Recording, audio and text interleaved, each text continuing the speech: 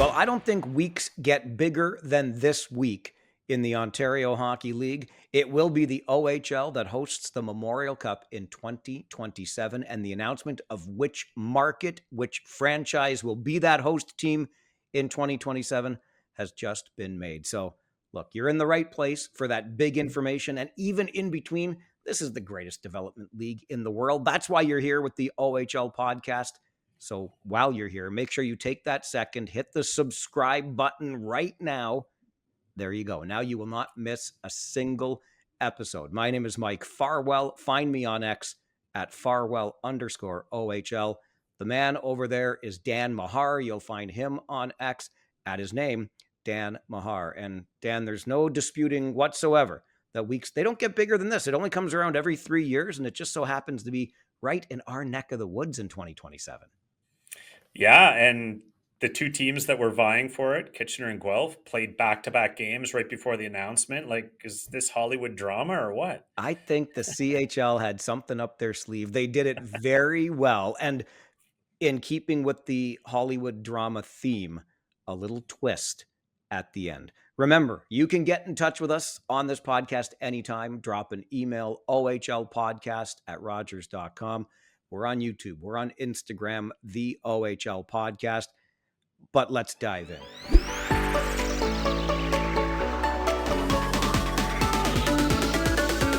As you said, Dan, the two teams that were vying for the 2027 Memorial Cup hosting rights faced off in a home-and-home, and 48 hours after that second game, it was announced that the Guelph Storm were going to be hosts of the 2027 Memorial Cup. You and I texted back and forth and agreed, we have the receipts, so to speak, that we were surprised to maybe very surprised on my end, but we weren't using the word shocked. I will say, going to the Kitchener Memorial Auditorium about 24 hours after the announcement was made and being around Rangers fans and at a junior hockey game, my level of surprise might have gone from very to actually shocked. And again, you can understand how fans would feel, but I'm talking about the hockey community, hockey people I ran into at the rink, and the amount of surprise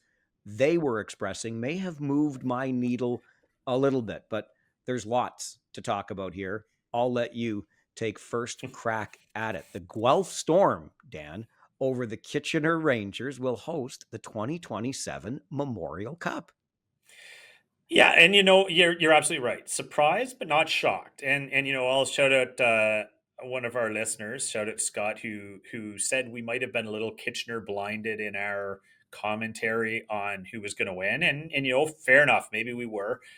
In looking back, I try to look, well, where was my blind spot? Because I could see some validity in Guelph for sure. I clearly, based on what I've heard from this bid, I clearly undervalued the downtown connection. From what I heard from the Guelph presentation to the committee, they were just wowed by it, but it was really well thought out. It was emotional. It was connected to the downtown and the walkability to restaurants and different things in that district.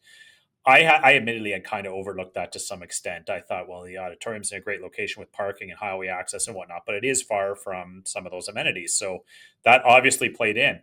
There were other things as well. We talk about the 200th anniversary of Guelph. We talk about, a newer facility there. They're making some upgrades, new scoreboard just announced. So listen, Guelph fans, it wasn't that there wasn't plenty going for you. Clearly it was a fairer fight than we thought, but still a little surprised just because I thought, the auditorium is hard to beat, and that's an emotional piece for me. And that rink not only the seating capacity, but all the parking we just talked about, the facilities you talk about with the media room, the players' facilities, etc., the investments the team has made. I think everybody started to get a little bit complacent in the thinking this was Kitchener's to lose. And, well, I guess it wasn't. 3-2 vote, and Guelph takes it. So I think you hit the main aspects of why this decision went the way that it did. And I will say this as a born and raised Kitchener guy who loves the city, loves the Kitchener Rangers and has his whole life, but just focusing on the city. I would give Guelph the nod as a slightly prettier, if you will, city than Kitchener. And where the hockey rink is, the Sleeman Center, you're right downtown. So you go out one door, if you will, through the Quebec Street Mall, you're right into the heart of downtown. You go out the other door, if you will, the front door where the facade is on Woolwich Street, and you're right across the street from the River Run Center, which is a really nice arts center where concerts will happen. And on the other side of the River Run Center is the river itself. So it is very picturesque, and I think that plays a part. You talked about the emotional appeal that the Storm made in this bid. They tugged at the heartstrings, they made it a story, and clearly that story was what sold over and above.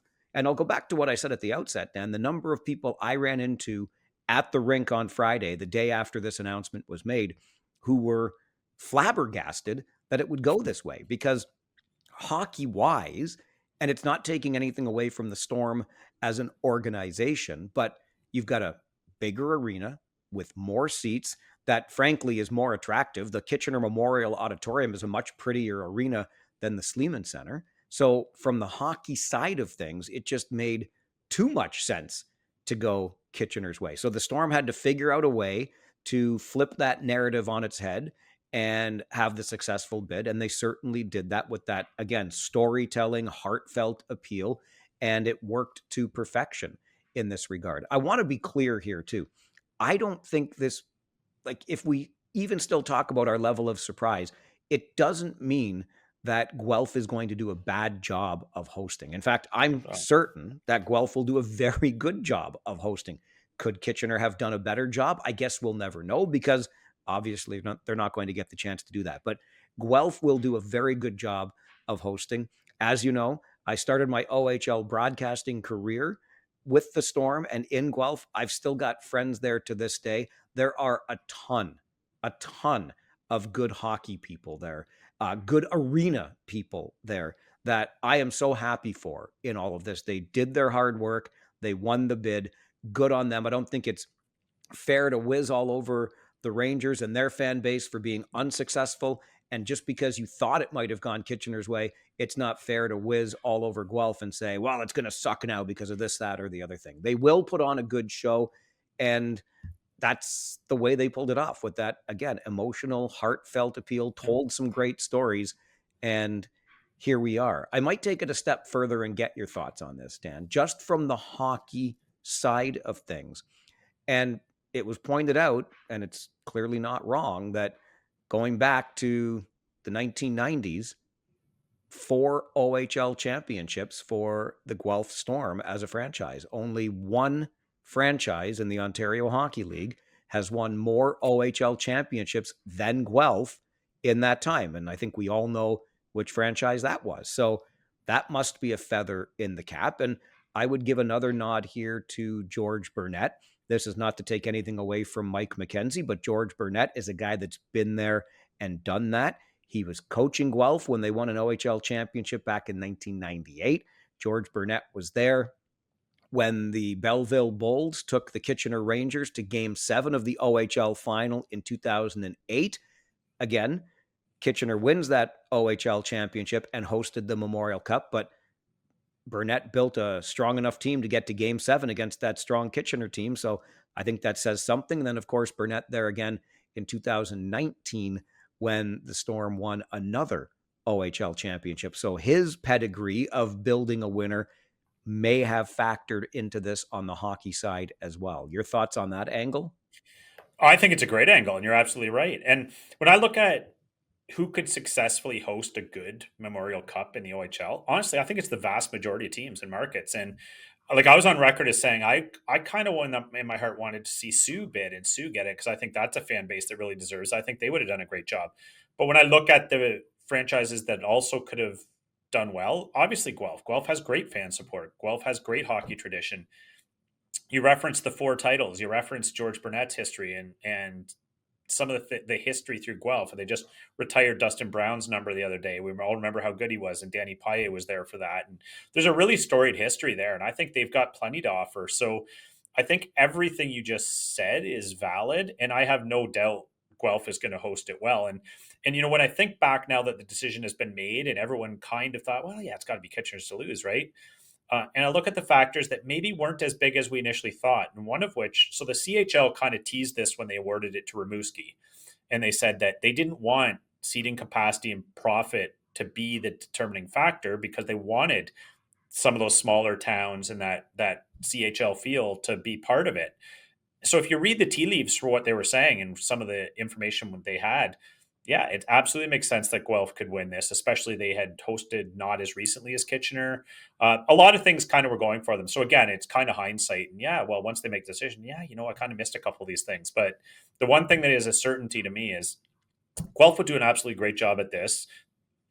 Obviously earned it through their presentation, the work they put in, and congratulations to them and their fan base. Though I do like your point that you made earlier about not a cause to piss on anyone else.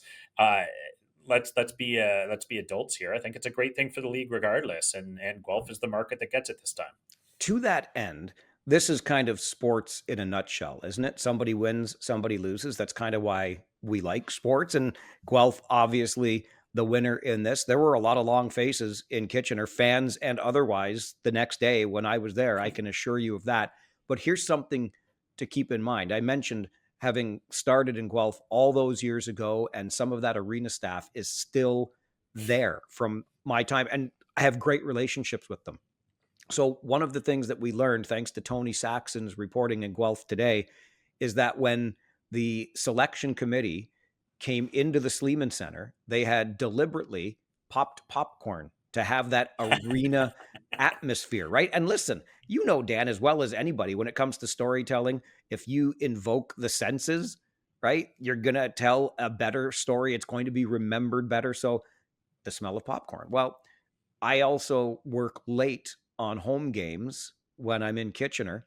So by the time I'm wrapping up, well after the fans have gone and most of the lights have been dimmed, it's me, the cleaning staff, and a few of the remaining arena crew from that day's shift. And one of them came by and again, get to know these guys in Kitchener, guys and girls in Kitchener too. And one came by and we were talking about it. So again, this takes it right down to the core of what was involved in a bid. And he said, yeah, the Sleeman Center smelled like popcorn. Do you know what it smelled like when the selection committee came to Kitchener? It smelled clean, which isn't to say that Sleeman Center wasn't, but in Kitchener, the arena staff spent the entire week leading up to the presentation scrubbing every inch of that arena in Kitchener. So this goes beyond the front offices, right? And the COO, Joe Birch, and Scott Walker, the minority owner in Guelph, and take your pick. It goes right down to the folks who pop the popcorn in Guelph or clean the glass in Kitchener. They cared about this bid too, and they invested in this bid too. So, the one other thing I want to touch on here is that 200th anniversary. Obviously, that was a massive factor and an ace up Guelph's sleeve because how many times can you take a tournament with such tradition as the Memorial Cup and match it with something that is so significant as a city's bicentennial anniversary? 200 years old is Guelph. You know, the entire city is going to be behind it, and that will be a focal point of the Memorial Cup celebration in 2027. How that necessarily relates to the product on the ice and the overall experience, I haven't the foggiest, but it obviously plays a role. And I think what we should keep in mind after all of this is said and done, and I've had a lot of time to reflect on it, you know, this wasn't about convincing the hockey community, if you will, that you would be the better host. Because again, everything I've heard has actually made me more surprised than I initially was since that announcement was made. You know what this was about? This was about convincing three people that your bid was the better bid. Let that sink in for just a moment here. It's a 5-person committee. You need 3 of those 5 votes, which is what Guelph got. Again, it's not to take anything away, but that's all you needed to do. I need 3 votes. I need to convince 3 people that my city and my arena is the best one to host this tournament. And Guelph found a way to do that.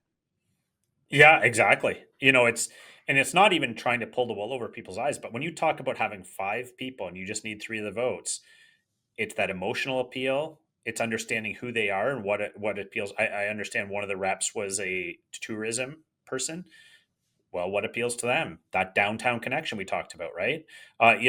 You look at the different ways you can appeal to people, and you talked about the popcorn, and I mean, simple things like that. They can help envision the event there, right? And so all you can do is tip your cap to a great presentation that drew out that emotional appeal. And a lot of work goes into this. That's why people get emotional about it. But I mean, it's got to be satisfying for the Guelph Storm contingent, though, right? To think, oh, we were the underdogs, no one gave us a chance, but we're going to still put in the effort anyway. And whatever they did worked, and good on them, because they got those 3 votes and they did it through hard work. They absolutely were the underdogs, and they have pulled this off in fine fashion. And I've got to say, I certainly like the fact that they have embraced the mall rats tag now, because there was a lot of banter, not from your friends here on the OHL podcast. Okay. Our bar is low, but it's not that low. But there was a lot of banter about, but the arena's in a mall, which frankly, if I'm being honest with you, Dan, all my years, and I guess I have a different experience because of the ways I access arenas with press passes and whatnot, but it never even occurred to me all these years. It wasn't until I went to Guelph for the news conference the day after the announcement that I went in through the Quebec Street Mall entrance. Like I never come in that way. So I never even think about the arena being in a mall. But anyway, that was a talking point for a lot of naysayers online. And now apparently the Guelph Storm have adopted the mall rats tag, and good for you. Like, go for it, embrace it. And I expect to hear it continue right through 2026, 27. Yeah, definitely own it, right? And it's funny because that mall rats thing brought out, it made me reflect upon everyone has their own biases, right? Sure. Things that appeal to us and or repel us. And when I was thinking about the Guelph bid after, I was thinking, for me, the 200th anniversary thing personally doesn't do much for me. It's like, whatever. It's just, how does that factor in? Wasn't a big deal for me. Clearly, it was to a lot of people. But the mall thing was used as a deterrent. Oh, they play in a mall. How can you? That also did nothing for me. So what? They play it's a unique design built into a downtown mall, a downtown facility. So it's funny how our personal biases play in, because I'm like, yeah, I'm thinking if I were on the committee, yeah, the 200th anniversary, yeah, whatever. If that's a side note, but the mall, sure, who cares? Like, that wouldn't have deterred me from voting for them. So it just made me reflect upon all the biases that everyone brings into it. And you got 5 people on the committee as well, and you never know what's going to appeal to them. So you got to kind of cover off all your angles, and they sure did. Back to that committee, and I should have put it in front of me, and I apologize for not doing so. But just to be clear about this, you mentioned the tourism rep that was one of the 5, and she came from Saginaw, where the tournament was last hosted in an OHL market. But none of the committee members were from either the Canadian Hockey League or the Ontario Hockey League. So please bring an end to this narrative that it's going to Guelph because Dan McKenzie, the president of the CHL, is born and raised in Guelph. That's not something that should, I mean, whatever. The internet's going to do what the internet's going to do, or people are going to believe what they want to believe. But they were not involved at all. There was the tourism rep. There was a lawyer / player agent. There was a broadcast executive from TSN. Help me out here, Dan, if you remember the other 2. Wooly Campbell was on there, and his Holy son Campbell, played that's for the right. Kitchener Rangers, Exactly. so that should have given it to them, right? Yeah, exactly. So anyway, no executives from either the Ontario Hockey League or the Canadian Hockey League were a part of this. And I think that's important to emphasize, and important for you as a fan of this game to remember. Switching gears quickly here, but staying connected to next year's Memorial Cup now, or 2027. This impact now, Dan, on the respective franchises. Obviously, and you'll hear more about it. We'll discuss the Jett Luchanko trade in greater detail in just a bit, and I'll touch on it during the wraparound. It wasn't a great weekend for Guelph after the announcement was made, but this team, the Storm team, Dan, is going to need to be remade almost in order to be competitive enough to host and have a chance of winning the Memorial Cup. I wonder also what you think the Kitchener Rangers do now, because I think this is a super interesting question. My initial reaction was, you don't do anything. You thought you were hosting next year, or you planned on hosting next year. You already talked about building this year towards a league championship, and the following year, a step further than that, into the Memorial Cup you go. Maybe you catch lightning in a bottle and make it back-to-backs. Who knows? That was the plan. Why would the plan change? Well, maybe the plan changes because you anticipated getting some players to report to your team next year because you knew the guarantee was there of the Memorial Cup. I don't know. I'm not in those meetings. But if that was the case, I think there could be a very good argument made for perhaps considering pushing your chips in this year. Again, we'll get to Jett Luchanko and Brantford in a bit, but the West, if you ask me, Dan, is almost wide open, and it's going to be less open a year from now when Windsor is better, London is better, Owen Sound is better, Sioux is better.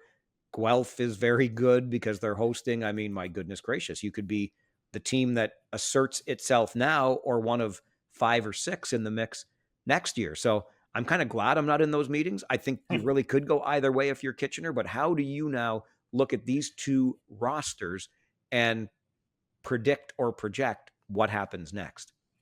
So I think for Guelph, it's easier because obviously you move towards next year. We've seen that with the Jett Luchanko trade. I'm sure Paquette and some others may move. They know what they have to do. The mission's clarified. They're already building a pretty good draft pick database. They're going to go for it next year. They're already a pretty young team. They're going to have some great pieces back next year. I look at a leadership group around kids like Quinn Beauchesne, and you're going to have some good pieces. You're just going to add to it. Clarified pretty simply for Guelph. Kitchener, I tell you why it's really complicated for me is if I were in those GM shoes and I had anticipated these decisions, like again, it would have been clarified had they won the Memorial Cup because next year you probably get a lot of kids back that were on the fence. You know, you might get a Christian Humphreys back, Emil Hemming probably more enticed to come next year, depending how that sorts out. Lots of things like that go on for next year. But because they didn't win it, now you're left with what you said. Do you go for it this year now because you have a pretty decent team? Do you push all your chips in? The issue is multifaceted. We'll touch on the key ones. They don't have a lot of assets to add this year. Their draft pick database is mediocre relative to their competition. And quite frankly, I'll just be honest, they haven't performed at the level I think that was expected of them. And they, they'll look good a night or two and then not so much the other. And my fear about just lacking that elite talent to really push on the scoring side of things is not there. And to acquire it is really tough. So it becomes a really difficult decision because I look at the West and a team for me like the Sioux, that's a team that should push their chips in. You got Brady Martin back. You got Chase Reed here. You got some pieces. You never know. You might get Kluche back from the NCAA. You've got some things going for you where it might be an all-in year and a wide-open year with the West, but you hit the nail on the head. Next year, I think the West is going to be tougher. I think London's going to be back to being a powerhouse. I think Owen Sound's going to be great. So it looks like on paper it lines up better for Kitchener to push this year, but boy, do they have a lot of work to do from where they are right now to be the West favorite, in my opinion. How would you like to be in a position where one day you think you're going to host the 2027 Memorial Cup and the next day you're faced with a decision like this? Oh, it's awful. And if you took the other angle and said, yeah, they're not good enough right now, they should sell and go for it next year. Well, the sellers market is really thin this year because so many teams are looking at Brantford saying, well, I'm not going for it this year. So your market might only be a couple teams that are looking at your players. So there's a lot that goes into this. And I do not envy Mike McKenzie because, like you said, losing out on the Memorial Cup bid might have cost him any clarity around what to do. It put him in a really turbulent situation in terms of dictating what to do next. You're right about Brantford too. They're just bullying everybody right now. It's like a fantasy league, and they're the only one with any picks. You said Emil Hemming before too, and I'm sure you meant Oscar, of course, the Hemming brother. Oh, sorry. Yes, thank you. Yeah, which is fine. Yeah. I bring that up just because how can one brother be in the league and the other not? Dan, do you want to do the Oscar Hemming thing again? Can we do that? Is anybody in Finland listening right now? Goodness gracious me. It's pathetic in a lot of ways, and we've touched on it a lot. But it again, the shame for me at this point is just for the kid. Like we're now in late November and he hasn't been able to play, and that's wrong. To put a bow on this, congratulations to all of our friends and OHL podcast fans in Guelph. You earned it. You deserve it. Good luck with hosting in 2027. We remain on the surprised side of the decision, but we've done our best to explain to you why we were surprised and how we think the bid was won.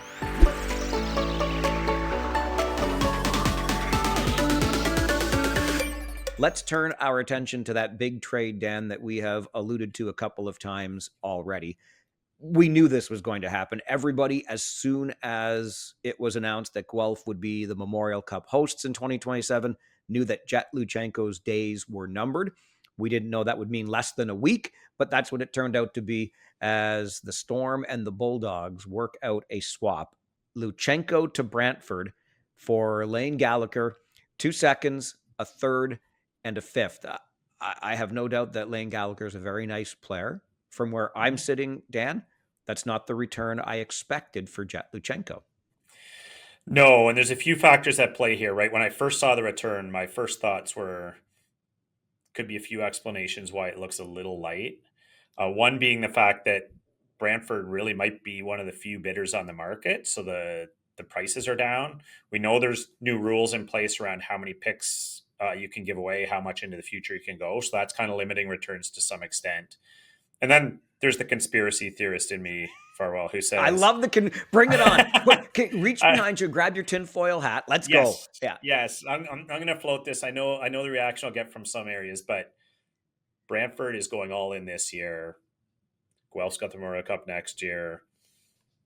Does it not look a little bit like, okay, we need Luchanko this year, guys? Let's make a little two-parter here. You give us for this return this year and a mediocre look, a reasonable looking return, and then next year you'll get player X, Y, or Z. I'm not saying that's what's necessarily happening, but I understand these two teams both talked about Luchanko last year, so there was some groundwork done for a move, but it just looks to me like, based on that, who that player is, what he will do for Brantford this year, that if Guelph had held out a little longer, they probably could have gotten a better deal. So we'll see what it is. But my suspicion is there might be something going the other way.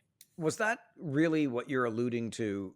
Like, is that the Pete DeBoer rule or not? Because the '08 Memorial Cup, everybody remembers that Nazem Kadri remained a Kitchener Ranger for that Memorial Cup run, while Steve Mason came over from London in a trade to help the Rangers. And then, of course, the injury, we all know about that.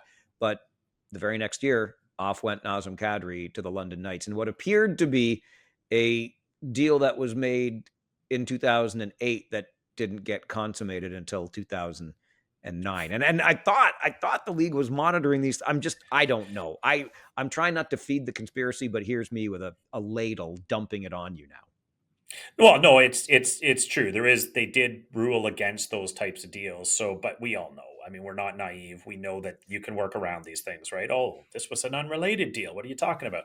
So, like, you just don't be stupid, right? And you make these things happen. If you have these guys talk all the time, if there's gentleman's understanding. Now, the downside of that is if there's nothing agreed upon in paper, which would trigger that rule, you have to trust that your buddy that made the deal with you is still going to be in place in the summer to make the other deal. But yeah, no, these things, we know these things can and will still happen, and it may make sense. But this, I think you also touched on it earlier. This is not to diminish Lane Gallagher. Great looking young player, will help the Storm. But yeah, when you're moving a player of Jett Luchanko's pedigree, you're looking at a couple young roster pieces and maybe a couple more picks. So I'll be interested to see the explanation, but I suspect there might be some of that going on.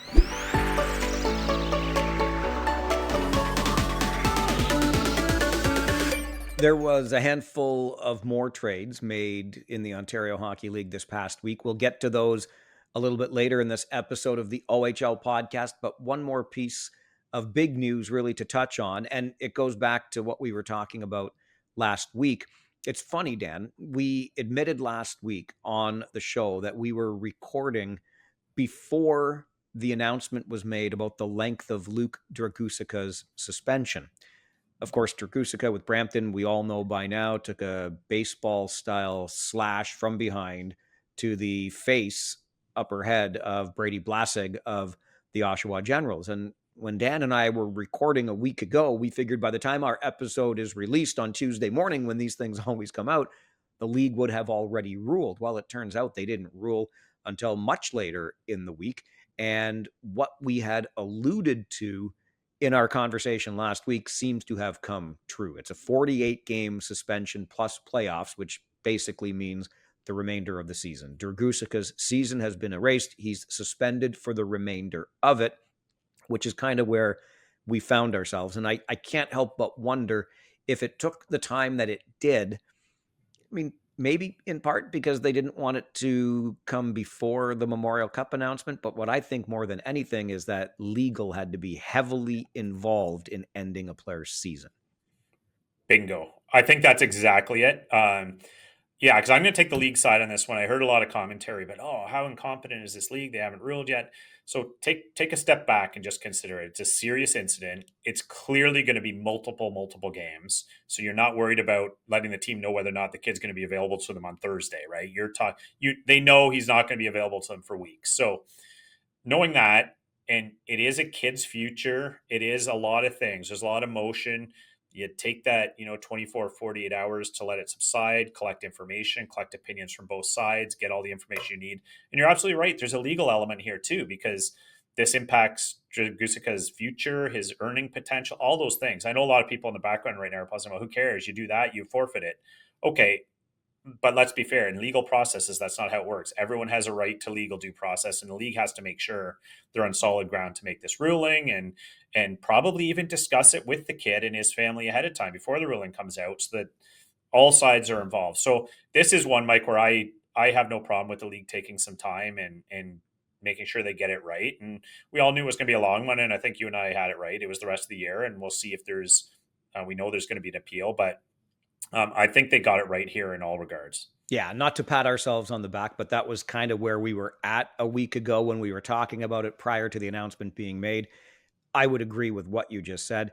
This is the right choice. It's harsh. Absolutely, it's Yeah. harsh. And you know what? For a play like that, it should be. Like we talked about, Luke Dragusika, I'm sure feels incredibly bad, just downright awful about this. But a play like that comes with dire consequences, and these are as dire as we would have expected. I give the league kudos too. They obviously made sure process was followed very carefully. They're on solid ground, as you said, when they did this. They absolutely, in my opinion, made the right choice here. And that's not to whiz all over Luke Dragusika here. Awful mistake. I get it. And this is the price you pay for it. Yeah, I think that's the bottom line. And uh, get it right. Take your time, get it right. And I don't think anyone is going to argue with what they ultimately decided on. So, As mentioned, there were a few more trades in the Ontario Hockey League this week. Dan and I will get to those in a little bit. Your prospect of the week is always something that Dan and I feature on this podcast. And we also like to take a look at every single market in the league. Our weekly wraparound is coming right up. So you'll get info on your favorite team here on the OHL podcast. Spinorama's Michigan goals, a sprawling save across the crease. I like those. I don't like the Michigan goals quite so much. Live and breathe all the highlight moments with DraftKings Sportsbook, an official sports betting partner of the NHL. New customers bet just $5, and if your bet wins, you'll get $200 in bonus bets instantly.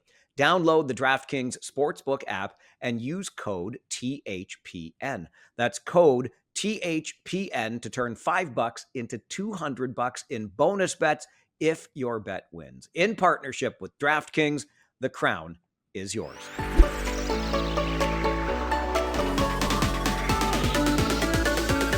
Real quick there, Dan, because it makes me think about it. I'm sure we've talked about this before, but just before we get into the wraparound too deeply, how do you feel about the Michigan?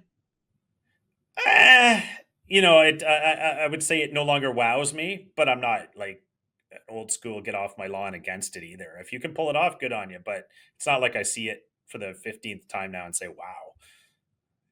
So You don't want that's to my take. you don't want to get upset about this? Like, get upset with me about this, won't you? Come on, Dan. You know what? If anyone's got the skill and guts to try that in a game and make it successful, but at the same time, I'm not going to shed a tear when they meet you at the other post and smoke you either. So, There you go. That's more like it. And yes, I'm just jealous because I could never even wow. dream of doing something that skilled Yeah. on the ice. All right. To the wraparound we go. This is our weekly look at every market in the league. And Dan's got Eastern Conference duty this week. So why don't you start us off, good sir, in Barrie?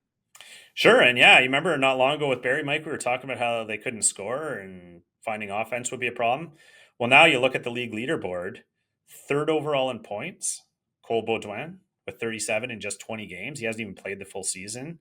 And how about in the goal scoring category? Fifth overall in goal scoring is Kashan Aitchison.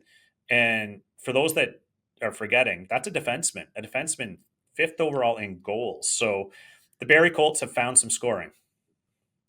It was kind of you to use the we in all of that, because I remember 3 or 4 weeks ago, it was you that said, this Colts team is too good to be middling around the way that they are. And boy, have they come to life, eh?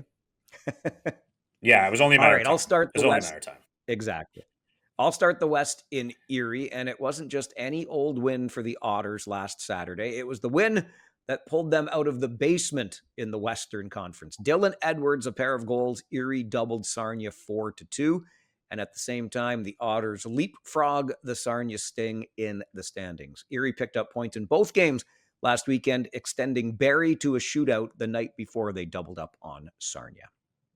Yeah, Erie's looking a lot better. It's They're great. getting there. Yeah.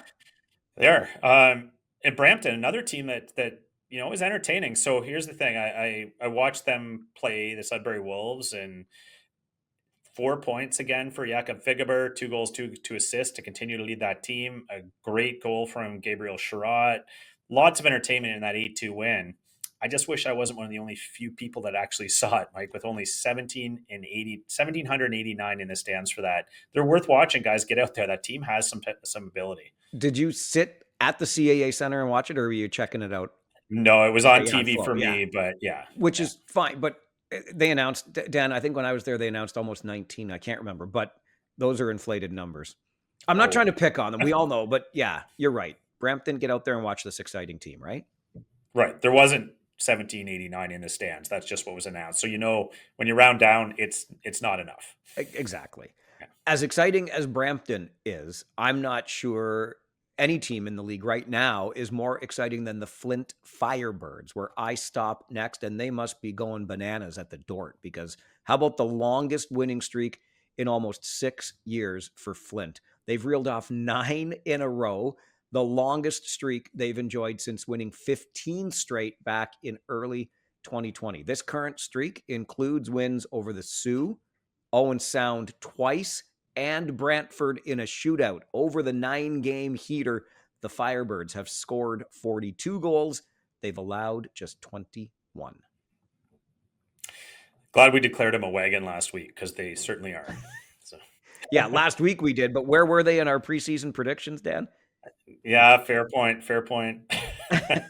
All right, moving to Brantford, and I know you're going to like this one, Mike, because I like to look at graduates of these teams and what they're doing. And I just wanted to point out for the Brantford Bulldogs, Florian Jackai's first NHL game, an assist and a fight for him in his debut hockey net in Canada. So good on that ex-Bulldog. And, that Bulldog team, 119 goals for, one of only 2 teams in the OHL that have hit the century mark, with Owen Sound at 111, but 109 in November.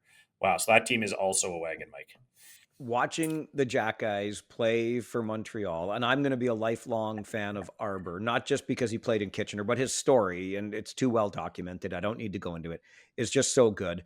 Watching Florian get there, and then not only did Montreal beat the snot out of my Leafs, but Florian Jackeye beat the snot out of, I think it was Dakota Mermis. I can't remember. But anyway, I'm waving the white towel over here as a Leafs fan, Dan. I hand it to your Habs after that one. And the Jackeyes, I don't know, they rule right now. They rule.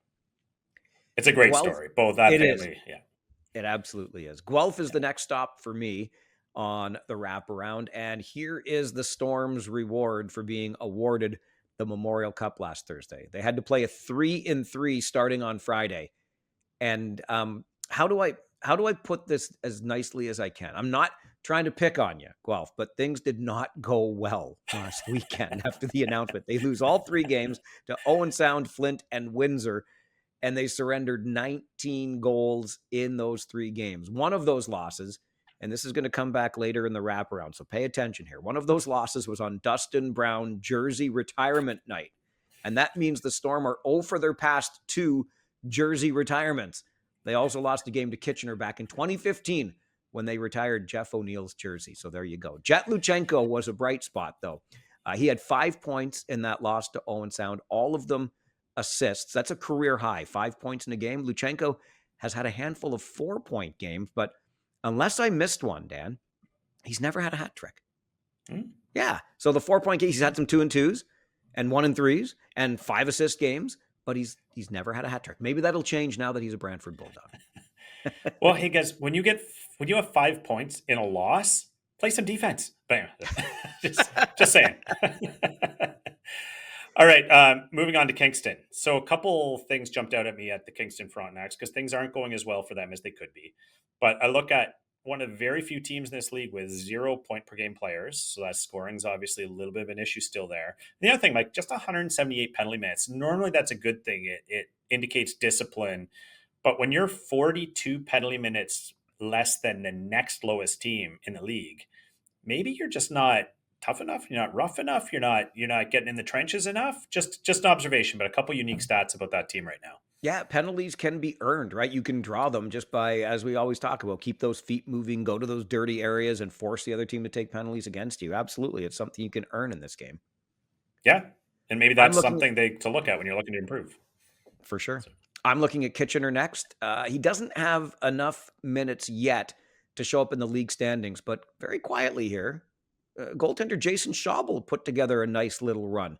Just 5 goals allowed in his past 3 starts, one of them being his first career shutout. He made 33 saves in Kitchener's win over Oshawa on Sunday, and that brings his goals against down to 2.84, save percentage up to 907. So you look at last year's numbers for comparison, he's better than half a goal against better, so lower, and about 30 points better on his season numbers and save percentage. So not bad for Schaubel. And a quick nod also to draft eligible defenseman Jacob Zoo, who scored his first career OHL goal on the weekend. And it was a pretty nice one, too. yeah, and a couple 10 bell saves for Schaubel in that Oshawa game as well. I So, agree. all right, Mike, moving to Niagara. Of note, October 28th, they traded Brady Waslin. Next game on Halloween, they beat Brampton 4-0. Since then, 7 straight losses. I'm not necessarily saying the two are related, but they might be. So something has gone rotten in Niagara yet again. Unfortunately, I didn't think we'd be here. You and I both had them second in the conference. Let's just say they are not, and they need to get it turned around. I was thinking the exact same thing, Dan. Where did it all go so wrong? It's funny that you mention Brady Waslin because in London, on the western side of the wraparound, I feel like I'm just putting salt in the wounds of Ice Dogs fans. And can I just remind you, Dan and I don't plan this stuff in advance. We don't talk. We talk, but not about this. But not all I could find, but what I chose from London on the wraparound is Brady Waslin, who is cooking as a Knight. He acquired in that trade last month that Dan just mentioned. Waslin has 9 goals in 12 games as a Knight. He's currently riding a 4-game goal scoring streak. And for a minute this past week, the Knights were also right back where they are most comfortable, and that's in first place in the Midwest Division. Owen Sound has since regained that lead by a single point, but remember, London has won 6 division titles in a row. Waslin flourishing in London, add that to the list of things that did not shock me. No, exactly. As much we talked about surprise earlier in the podcast about the Guelph winning bid for the Memorial Cup. Okay, this does not surprise us at all. Not at all. So moving to North Bay, it does surprise me a little that they're having such trouble scoring. Evgeny Dubovtsev leading the team with just 14 points in 23 games, which, is, again, not enough. But they did add a guy we liked, Mike, Caden Petrie, coming over from the Flint Firebirds. Wasn't having the season he thought he'd have. So we'll see if that sparks their offense a little bit there. I know he's not known as a huge offensive player, but there's got to get something to get the goals going in North Bay. They don't need to spark the offense in Owen Sound. I can promise you that. Rookie defenseman Blake Munnings scored his first OHL goal last weekend, and he did it while pressed into action as a forward.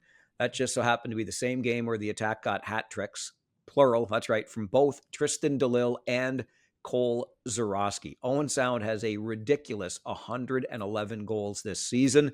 That is second only to Brantford's 119 that you alluded to earlier, although the Bulldogs have played 3 fewer games. Here's the thing, though, and it's just a word of caution for our fans up in the Bayshore. The Attack wake up this week still in first place in the Midwest Division, but they have been flip-flopping with the London Knights, and injuries are starting to take a toll, I do believe. Owen Sound has lost 5 of its past 8, and lucky Owen Sound, they get Windsor twice this week ahead. So watch Yeah, out. it's a long season. It is. It is. And there are some rough stretches in it, and Owen Sound's going through one of those right now. Definitely happens to all of them. All right, moving to Oshawa, who you just saw on the weekend, Mike. Coming off two straight shutouts for Jaden Cholette and Nat. Great turnaround for them defensively. But the offensive struggles are real there as well, Mike. Just 57 goals scored on the season. So think of this. If Oshawa had been credited for 2 goals every time they scored one, they still wouldn't have caught the Brantford Bulldogs in goal scoring. So what you're trying to say is, oh, by the way, have we mentioned Jett Luchanko is now a Brantford Bulldog? Goodness gracious. They needed the help, yeah.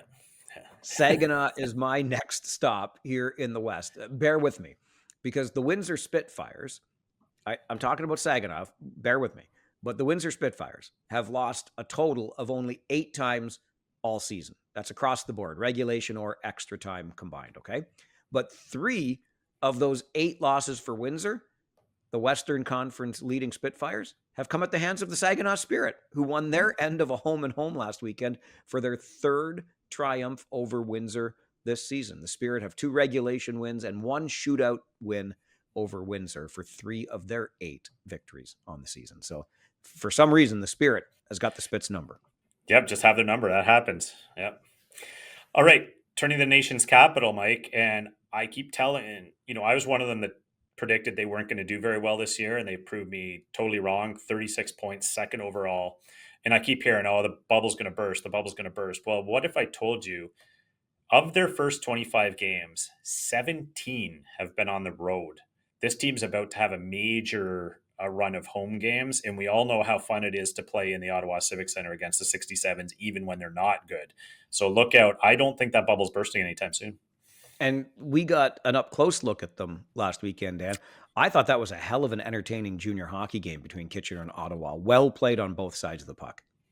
Yeah, and as a guy who has criticized Dave Cameron a bit in the past for a few things, I gotta say they were as structured as we've seen this year. They were on the puck with puck support all game without a lapse, and they just ground down the Rangers till they won it in the end. So yeah, kudos to them. In Sarnia, General Manager Dylan Sika stepped behind the bench for the Sting to close out their Eastern road trip a couple of weeks ago after Al Letang was fired. And this past weekend, Jason Brooks was back behind an OHL bench. Brooks is a development coach with the Sting and a former head coach with the Guelph Storm, former assistant with Niagara.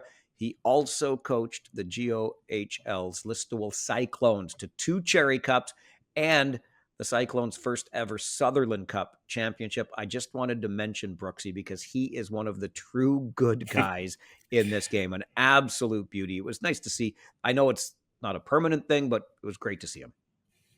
I'm glad you said that because I was just going to chime in and say a heck of a good guy as well. So They great to might see him have. back.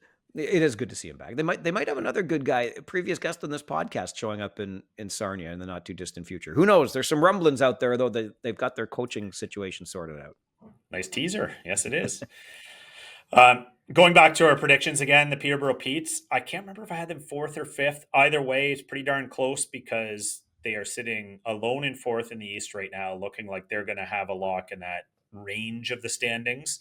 But also, the Sportsnet released their rankings, their preliminary November rankings for the NHL draft, and Adam Novotny sitting at number 7 overall. So looking like he's going to be high on the radar for NHL teams come the draft. It's funny, Dan. I checked our notes before we started recording today because I wondered that too. These Petes have really come to life. I had them finishing 4th. You had them finishing 5th. Either way, 3 weeks ago, we would not have believed that it was as possible as it certainly seems now, as long as obviously they hold on. But they have really been on a heater, haven't they? They have, and you might have nailed it, Mike, because they're looking up 5 points to get to 3rd and down 5 points to get to 5th. So they're looking pretty locked at 4th. I know it's a long season, but it looks like you nailed it so far. As I look now at the Sioux, this is where we go back to the Guelph Storm being 0 for 2 on jersey retirements. Okay, work with me here. But overager Marco Mignosa is where I will start in the Sioux because he's heating up. 4 goals, 7 points in his past 5 games. That's about a third of his season output for points so far. Meantime, last weekend's unanimous choice for Prospect of the Week, both Dan and I gave a nod to Chase Reed, and he continues his personal heater. He's got points now in 10 straight games, 8 goals, 6 assists in 10 games. The Sioux, though, had just one game on the weekend, and it was Jeff Carter jersey retirement night, which they lost 4-3 to London. But that's okay, because the Sioux won their jersey retirement game 2 years ago when they retired Jumbo Joe Thornton's jersey. I'm not going to go way back for all of the jerseys they got up there, because Craig Hartsburg's up there, Wayne Gretzky's up there. Anyway, but 1-1 in their past 2 jersey retirements, unlike Guelph, who's 0 for their past 2. Okay, little trivia nobody will ever ask you, but now thanks to the OHL podcast, you know the answer. Your spot for nice trivia. That's right, exactly. What's their record on jersey retirement night? Well, I'm glad you asked. And did that play into them getting the Memorial Cup? All right, so finishing in Sudbury, and I know Sudbury, things are not going well. And as they said goodbye this week to goaltender Finn Marshall in order to sign Michigan State commit Bjorn Bronis, did it turn it around? Well, actually, he played pretty well in his debut against the London Knights, but then the next day crashing down to earth against the Brampton Steelheads with an 8-2 loss and a whole lot of soft-looking goals in that one. So welcome to the OHL, Bjorn. Hopefully you get it on track for those Sudbury Wolves, because they can use a save. And I will finish up in Windsor on the western side of the wraparound. Liam Greentree scored his 14th goal of the season last weekend. So what, right? Well, when Liam Greentree scored that 14th goal of the season, he moved past Taylor Hall and Tim Findlay into 4th place all-time in Spitz goals scored with 124. Now, Greentree is just 3 behind Blair Barnes for 3rd. This is where it gets even more interesting. Greentree scored 49 goals last year. So if he gets there again, he will be Windsor's new leader in all-time goals scored. That number is currently held by Ernie Godden, who scored 152 as a Spit. So if Greentree gets another 29 this season, or 43 for the campaign, he will establish a new mark. And if he does it, he's also going to pass Spitz GM Bill Bowler, who sits 2nd in all-time goals scored with 149. So Liam Greentree can join some elite company and pass his current GM on the way there. Also, one more quick note, it's that time of year again, so let's give Carson Woodall credit for what I believe was the first Teddy Bear goal of this season. We're into that time of year. Windsor, here's another great piece of trivia for you. They have won 15 straight Teddy Bear games. So if it's Teddy Bear night, don't go to the WFCU, because it's not looking, unless you think that eventually that streak, every streak has to come to an end, right? Oh, yeah. And speaking of streak coming to an end, Liam Greentree is never going to pass Bill Bowler. You know that, right? Because the second he gets within a couple points, the GM trades him. I can't have this happen. I want to win, but I don't want to lose 2nd place in the all-time goals scored for the Windsor Spitfires. Yeah. Sorry, Liam. It's just business. As always, Dan, you're the voice of reason on this podcast. Yeah. And that's saying something, and you know it. All right, we've got a few more trades to talk about from this past week in the Ontario Hockey League, plus the prospect that caught our eye. We'll give him a nod as well. Stay with us as we continue the OHL podcast. The holidays are here, and that means it's the most wonderful time of year to save with Rakuten. Use Rakuten to stack cash back at your favorite stores on top of holiday sales. That's savings on savings. With Rakuten, you can get cash back on gifts for everyone on your list, from toys for the kids to kitchen gear for the person who loves to cook to electronics for everyone. You can even save on something for yourself. Just shop at the stores you love, and cashback is automatically added to your account. You can choose to get paid via Interac, e-transfer, PayPal, or check. And when I say the stores you love, I mean it. How about Levi's? How about Adidas? How about PetSmart? Or even Expedia on there. Join for free today and get a new member bonus after minimum qualifying purchases. Just go to Rakuten.ca, download the app, or install the browser extension. That's Rakuten. Terms and conditions apply.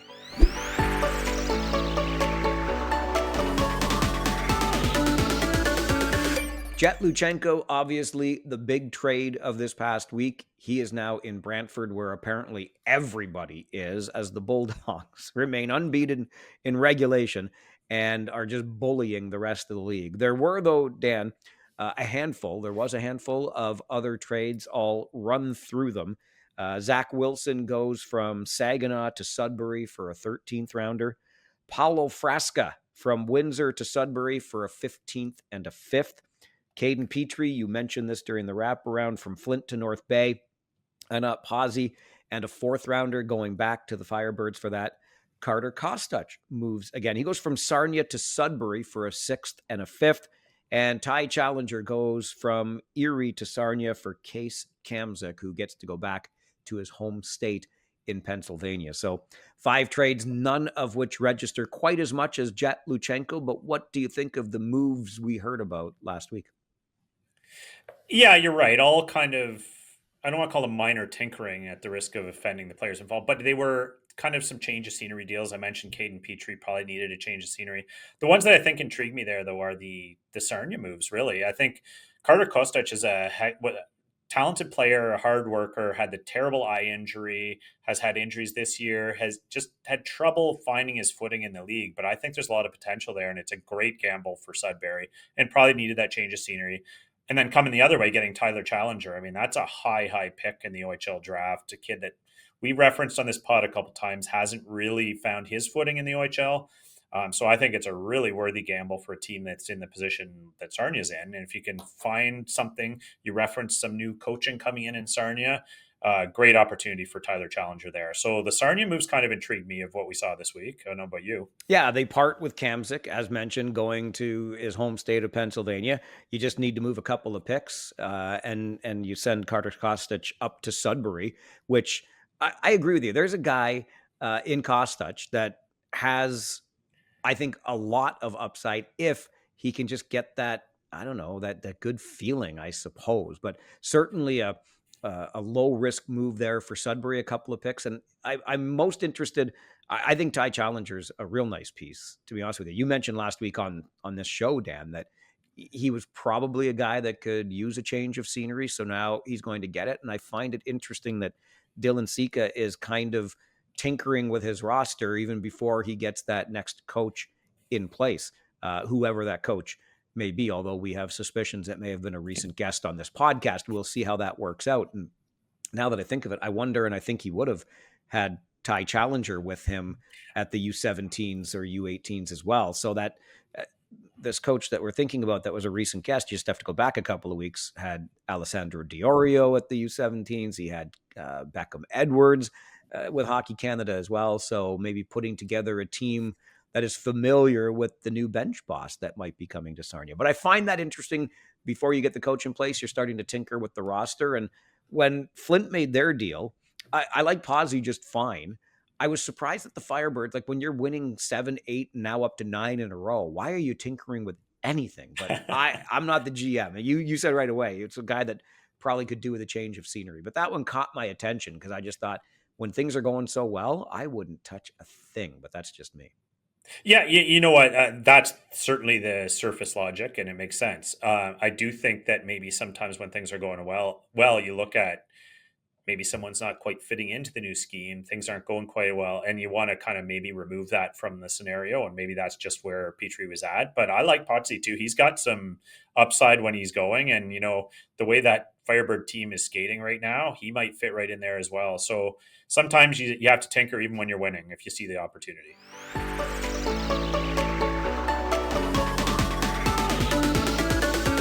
One more piece of business for us to take care of. We always like to leave you with our prospects of the week. This is the draft eligible player that caught the most of our attention this week. And I'll let you, Dan, give us your prospect of the week first this week. All right, well, I'm going to throw a curveball at you here, Mike, because I kind of had a veritable tie this week, and Really? in risk of having your guy, maybe I'll let you go first if you're good. Okay, that's funny All right. because I don't think, well, maybe you do, but I don't think you do. I think I deliberately let you have the guy that you wanted to have. You see what I'm saying here? Fair enough. Okay. I am going to go this week with Alexander Bilecki of the Kitchener Rangers. Recency bias, absolutely, after the Sunday night game that I watched him perform in. But if it's one thing that you notice about Alexander Bilecki, and I think we all noticed the minute he stepped onto the ice in this league, is that his skating is already there where it needs to be. He's a very good skater, smooth as they come. Would the offense follow? And maybe this past weekend was a bit of a coming out party for the Rangers blue liner. An assist to start the weekend in that loss to Ottawa we talked about, but a very well played game by both teams. And then a goal and 2 assists to end the weekend in that win over Oshawa. And the second of those assists you've probably seen on the OHL highlight package by now. A bit of a behind the back spinorama type assist. It was a beautiful thing. Bilecki now with 4 goals, which is better than his season total from last year. Granted, he only played about 2/3 of the season, 45 games, but already at 4 goals this season and 10 points. Maybe that was the coming out party. I talked to him after the game and complimented him on the game that he had. He said, it's about time. So maybe he was feeling it about a bit himself, or he was just being humble. But he had a hell of a performance, and he is my choice for prospect of the week. Well, I'm glad my instincts were right, Mike, because he was one of my 2, and I'm glad I let you go No kidding. first. Okay. I'm curious now to who He your other one was. was.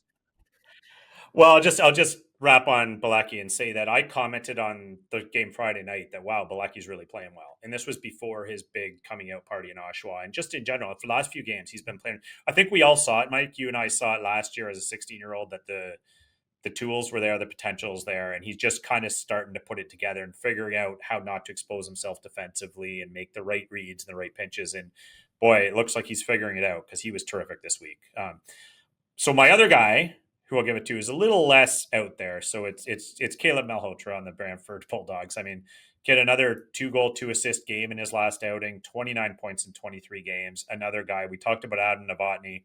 Caleb Malhotra is another guy who's going to find himself in a similar range in the NHL draft. Also in the contention every week for Prospect of the Week. But those were my 2, so I'll land on Caleb Malhotra. Malhotra is going to have the C on his jersey for the Prospects game. I thought I might have been mowing your grass a little bit when I did the wraparound and I talked about Brady Wasslin and the heater he's been on since getting to London. And I thought, you know what? Goals in 4 straight games. This is Dan's guy this week. So I'm going to go a little off the radar with Bilecki. And look at that. Now, poor Wasslin. All he gets is a little love on the wraparound. And that's all he's worth this week, I guess, on the pod. Oh, I just violated. You can't give the London Knights too much praise, can you? It's totally up to you, Dan Mahar. It's totally up to you. Did I mention they were in first place again for a while after 6 straight division titles? When is the down year?